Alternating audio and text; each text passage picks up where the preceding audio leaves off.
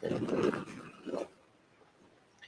tal, amigos? Muy buenas tardes desde Magdala en este atardecer. Son casi las 6 de la tarde, un poquito antes, y hoy vamos a retomar los momentos de atardecer. Hay mucho viento y vamos a un mosaico, la geografía de Jesús en su recorrido según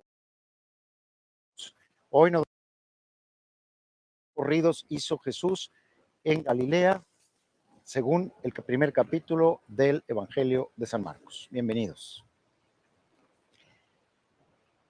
Hi, I'm so happy. I'm so glad to see you again. You know, we are sunsets with these reflections, and today we're going to go through this mosaic, the map of, and we are gonna go through the in the first chapter of Mark. We're gonna follow the Gospel of Mark, and we're gonna see how Jesus went from one place to another according to the way Mark tells us about the life of Jesus. Important, it's very beautiful to do this because in that way we can trace to every one of the passages of this first chapter of Mark.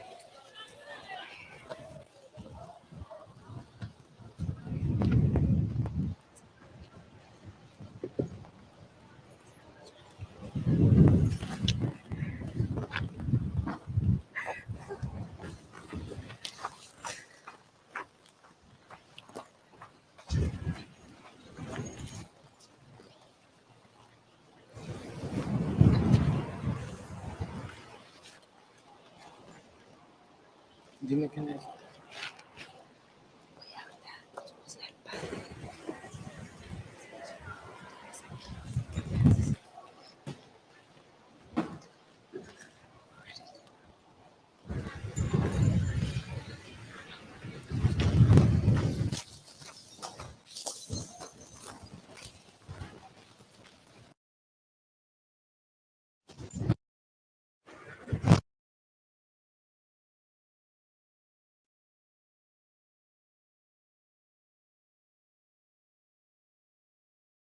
Aquí está Nazaret.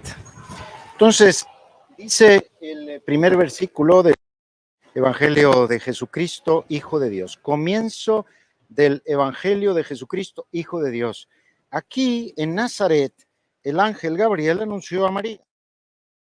Y aquí, la escena que tenemos aquí, en realidad es el taller, es cuando nació. Pero aquí fue concebido el Hijo de Dios. Y aquí sabemos que fue María y José a Belén, es decir, al sur, y después fueron aproximadamente 2 años a Egipto, y luego vuelven aquí 30 años. Ese es el punto de partida, el comienzo del Evangelio de Jesucristo, Hijo de Dios. Vamos a, si podemos tomar una toma general para entender lo que acabo de decir. En tiempo de Jesús, la región de Palestina, de Israel, se dividía en 3 grandes regiones. La región de lo que está en este mapa, que es la región de Galilea. Luego en medio estaba la región de Samaria.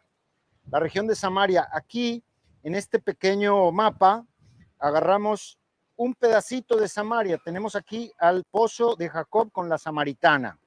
Y al sur de Samaria estaba Judea. En Judea se encuentra Jerusalén y Belén. Por eso entendemos que Jesús fue hasta Judea. 157 kilómetros de distancia entre Nazaret y Jerusalén. Vamos ahora al versículo número 12. El versículo número 12 dice que Jesús bajó por el Jordán. Esto es el Jordán. Bajó por el Jordán. Y aquí un poquito adelantado para que entrara en el mapa tenemos la escena de Juan el Bautista bautizando a Jesús. Bautizando a Jesús. Y después de ser bautizado por Juan el Bautista, donde se abrió el cielo y bajó el Espíritu Santo y dijo, este es mi hijo muy amado, Jesús caminó un poquito más acá, ya no está en el mapa, entre Judea y Samaria, al desierto, y estuvo 40 años en el desierto. 40 años en el desierto. Después de eso, en el capítulo 14, estamos siempre, recuerden, en el capítulo 1 del Evangelio de Marcos. Entonces, en el versículo 14, no capítulo 14, dice que después de haber salido de Nazaret, vino al Jordán. Son los primeros capítulos de la vida de Cristo. Pasa aquí donde estoy yo, 40 años en el desierto. Después de eso dice, se estableció en Judea. Y vamos a lo que más nos interesa porque nosotros estamos en el lago de Galilea. Entonces voy a ir al lago de Galilea. Tenemos aquí el sur del lago de Galilea, creo que en la cámara se ve muy bien. Todo este es el lado oriente del lago de Galilea, este es el norte por donde entra el río Jordán, y todo esto es el lado oriente del lado del lago de Galilea. Entonces dice que Jesús fue a Galilea. Galilea es todo esto, pero aquí hay algo muy interesante. A partir de Tiberíades, esta es una ciudad pagana, todas estas son ciudades paganas, todas las del lado oriente. A partir de aquí, Magdala, donde nos encontramos nosotros, y Betsaida, son nombres que nos suenan mucho del Evangelio, porque Jesús en toda esta ribera es donde estuvo predicando. Nos dice el Evangelio en el capítulo 21, recuerden, perdón, versículo 21, capítulo 1 de Marcos. Todo esto es capítulo 1 de Marcos. Dice que llamó a 2 de los discípulos, muy probablemente en Betsaida. Pedro y Andrés eran de Betsaida. Y dice que los llama, probablemente los llamó en Betsaida mismo de donde eran, o los llamó un poquito más acá. Todo esto es región de pescadores, región donde Cristo llamó a sus discípulos. Y después de llamar a Pedro y Andrés, dice que llama en Cafarnaún a Santiago y a Juan. Después de haber llamado a estos discípulos, dice que se establece en Cafarnaún, es decir, aquí. ¿Y qué sucede en Cafarnaún? El sábado predica en la sinagoga. En Cafarnaún tenemos una sinagoga cuyos cimientos son del siglo I. La actual es del siglo IV. Ahí Jesús predicó el sábado y la gente dijo, ¿cómo sabe tantas cosas que habla con tanta autoridad? Después de eso nos narra Marcos que llega un endemoniado, un espíritu inmundo, y Jesús le dice, sal de él. Entonces la gente le empieza a traer a todos los endemoniados y le empieza a traer a todos los enfermos, y es muy bonito como dice en el capítulo 20, que empieza versículo 20. Muchas veces que he dicho capítulo me refiero a versículos, siempre estamos en el capítulo 1 de Marcos.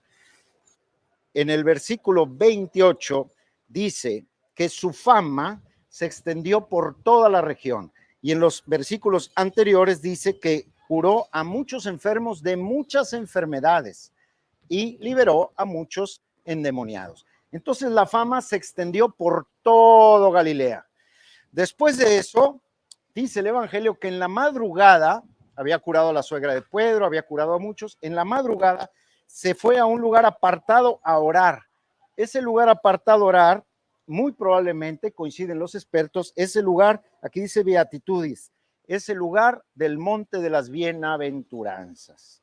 ¿Por qué? Porque está muy cerca de los lugares donde Jesús predicó y es un monte apartado, no muy alto, no difícil de llegar, pero al mismo tiempo apartado. Entonces Jesús se aparta, ora toda la noche y le dicen los discípulos, Señor, la gente te está buscando. Y Jesús dice, ya predicamos suficiente aquí. Vamos ahora a predicar a los otros pueblos de la región. Entonces Jesús empieza a recorrer muchos de estos pueblos. Por ejemplo, aquí tenemos Caná, donde fueron las bodas de Caná. Aquí predicó Jesús sin duda. Caná era un lugar más grande que Nazaret en esa época. Hoy no, hoy es al revés. Aquí está Naín.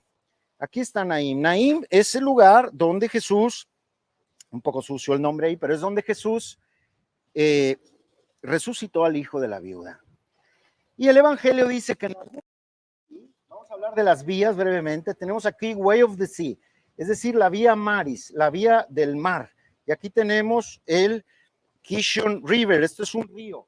Acá tenemos un Roman Road, está todo esto en inglés, un camino romano que viene por aquí, por acá. Pues en alguna de estas calles Jesús se encontró con un leproso y con ese leproso termina el primer capítulo del evangelio de Marcos. Cuando cura al leproso y le dice, no le digas a nadie, vete con el sacerdote para tu purificación.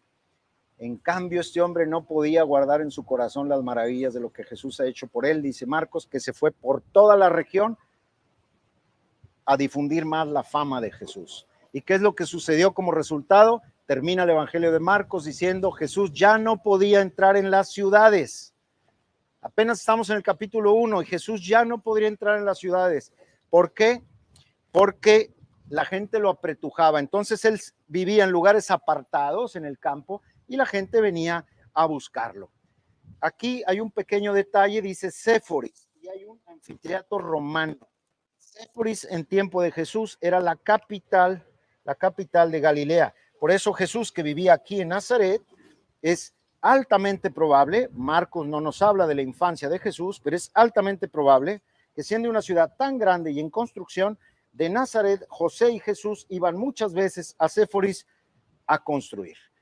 Que Dios los bendiga y con este panorama geográfico que hemos hecho, vamos a ir entrando poco a poco en la reflexión y en los valores de cada uno de estos pasajes. Now we should do this in English, right? So we start by Nazareth. In the first chapter of Mark, we start reading, this is the gospel of Jesus Christ, Son of God. So this is the place where the Son of God became man. We have Nazareth. After this conception, as we all know, Jesus went, or Mary and Joseph went to Bethlehem. He was born, and he spent maybe a couple of years in Egypt, and then they came back to Nazareth. In Nazareth, they spent 30 days, as you know. Jesus will go to Jerusalem several times, 2 or 3 times a year with his family. He will go to the lake some of the times. He was established here 30 days. Okay. Mark does not speak about the early years of Jesus. He goes straight to the moment in which Jesus goes from Nazareth to the Jordan River to be baptized by John the Baptist. So we have this image of John the Baptist and Jesus being baptized, and the Holy Spirit coming down upon Jesus. In reality, this is not exactly the place where he was baptized. It was a little bit more in the south, but we needed to include this very important event. So what we had is Galilee in the north, then we have Samaria in the middle of the map. We don't have Samaria in this map. And then we have Judea. Jerusalem and Bethlehem are inside Judea. So Jesus was in the womb of Mary when Joseph and Mary took him far away, 157 kilometers away from here, okay? So after the baptism, which is very close to Jericho, and that is between Samaria and Judea, Jesus went to the desert. Let's put the desert right here because it will be out of the map. Jesus spent 40 days, in the desert, fasting. You remember that, where the temptation took place. Okay, after that, we're following the Gospel of Mark, okay? Only first chapter of the Gospel of Mark. In verses 12, we found the temptations in the desert. And then in verses 14, it says that Jesus went to Galilee. And here, we need to describe what the Sea of Galilee is, right here. All this side, the eastern side of the Lake of Galilee, it's a pagan region. We have only pagan cities. And then in the south of the east of the west part, we also have some pagan cities, including Tiberias. So that means that Jesus didn't go that way. Jesus came this way from Magdala, Jewish city, to Gennesaret, Jewish city, Tabga, where the multiplication of the loaves and fish took place, Capharnaum, and Bethsaida. They are places, that are very familiar to us because we read about them in the gospel very much. So Jesus came here. And according to Mark Gospel, in verses 16, he called Peter and Andrew brothers. They were from Bethsaida. Okay, all this area is fishermen, is fishing area. So they are fishing here, and Jesus calls them. And then he moves a little bit, and he finds James and John, who are brothers, sons of Zebedeus, and he calls them too. After he calls them, it says that Jesus was established in Capharnaum. And what happened in Capharnaum? In Capharnaum, Jesus preaches in the synagogue.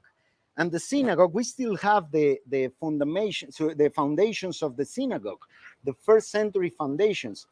Then they built another synagogue, the 4th century synagogue on top of those foundations.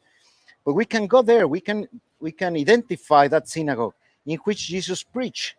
And the people will say, this man has a different authority.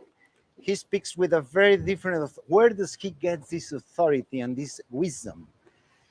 That's what Mark tells us that people said about Jesus. After that, they brought him a kid, a boy who was possessed.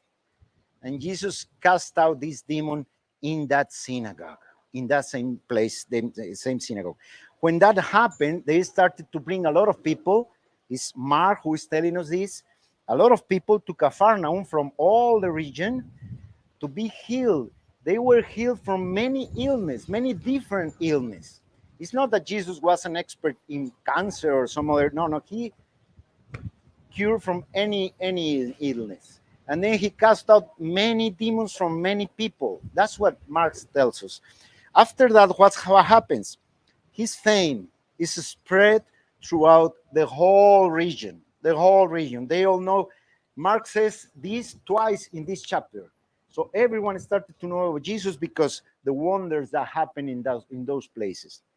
After that, Jesus moved to a lonely, quiet, and aparted place, so far away from the people. So he moved to the Beatitudes. This is the place of the Beatitudes, the Mount of Beatitudes. All the experts think this is the place where Jesus will retire for to pray every now and then. Why? Because all this area, the river, the excuse me, the side of the lake was full of people. So this was lonely. Jesus, and he was high also, not very high like a high mountain, but high enough to be aware from the people. So here Jesus used to come and pray.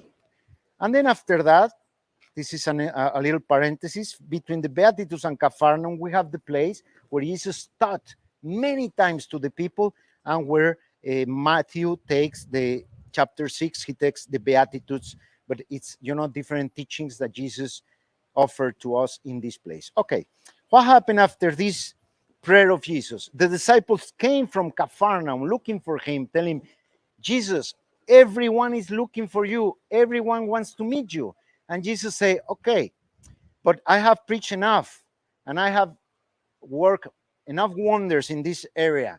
I have to go to preach to the other cities, to the other different cities of Galilee. So Jesus came and started to preach. And in some of these roads, we don't know exactly which one, these Roman roads or these Via Maris. The Via Maris is very interesting because these Via Maris used to come from Egypt. It will go around the lake. It will go to Damascus. So in some place of these vias, of these ways, roads,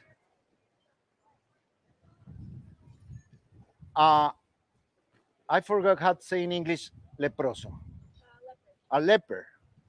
A leper man came to Jesus. Jesus healed him, cured him, and sent him to the priest for his purifications according to the law of Moses.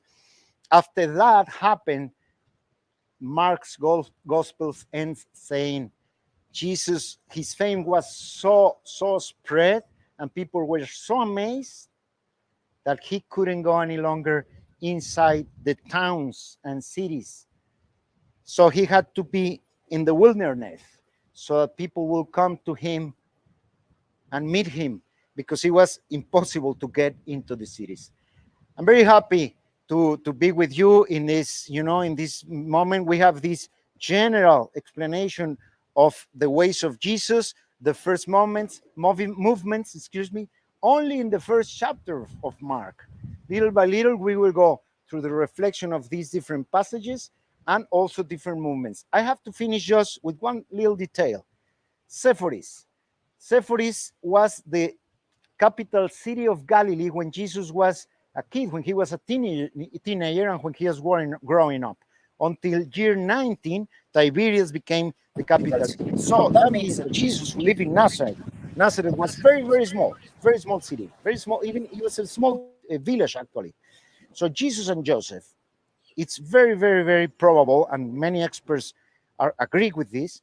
Joseph and Jesus will come and work in Sepphoris in construction, because they they were experts in the handling wood, okay, for constructions. And also Jesus and Joseph will go to Cana. Cana is right here. Cana is where the first miracle took place. And then probably they went to work also of the lake. Thank you very much. And just, I want to leave you with one very simple, small reflection. If Jesus walked all these roads and went all around these places, and many people met him, that's exactly the same way that Jesus is going through the ways, roads, highways, and all the places that you drive or you walk or you bike or whatever instrument you use to move yourself. Jesus is there. Jesus is there meeting you just the way he met all these people. God bless you.